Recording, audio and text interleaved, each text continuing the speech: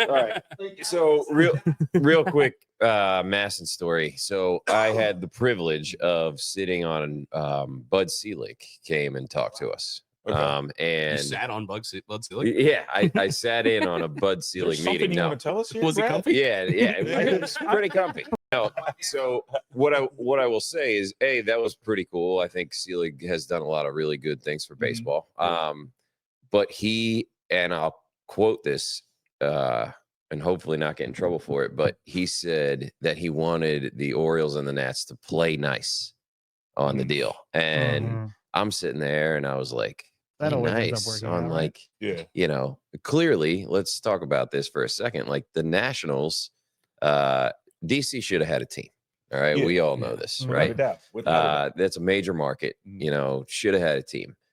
But like the fan base dipped into, like, DC fans were fans of the Orioles, right? So it financially affected the heck out of the Orioles, right? So play nice was like really difficult to like swallow as a lifelong Oriole fan, because that arrangement in my mind was made so that it didn't, you know, everybody knew that some of the Oriole fans were going to go to DC, and that happened. Right. Oh, yeah, a lot of my college friends. Yeah. This is Northern Virginia. And they've won a World Series. Yeah. So, and you need to be financially compensated for that. And like I said, like they definitely should have had a team. Yeah. Right. Yeah. But like this was an arrangement, and I don't know the inner workings at all. But you're right. The MLB should have. Yeah. You know, it was a contract. Yeah. You know, this was like if you're going to allow this to happen, and you know, and we're telling you what's going to happen, like there's got to be a financial incentive there. And plus, usually a lot of that stuff you need votes by all the other owners. You need, I don't know how the 75% margin. Is it? MLB, is that what it is? Yeah.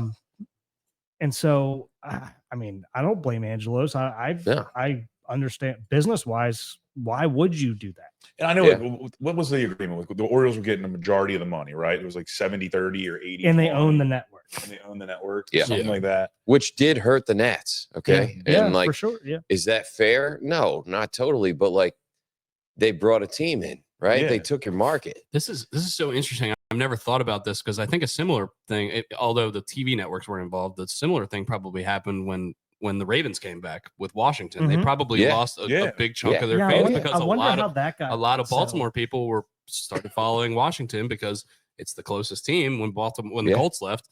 And, you know, the Ravens come back in. I've never thought about this. So interesting. I bet you Jack Kent Cooke was probably still the owner of the Redskins back then when the Ravens came in. I don't know when Snyder bought in, because Snyder would have not. Snyder was like 98, I think. And the Ravens came in 96. I know. 96, yeah.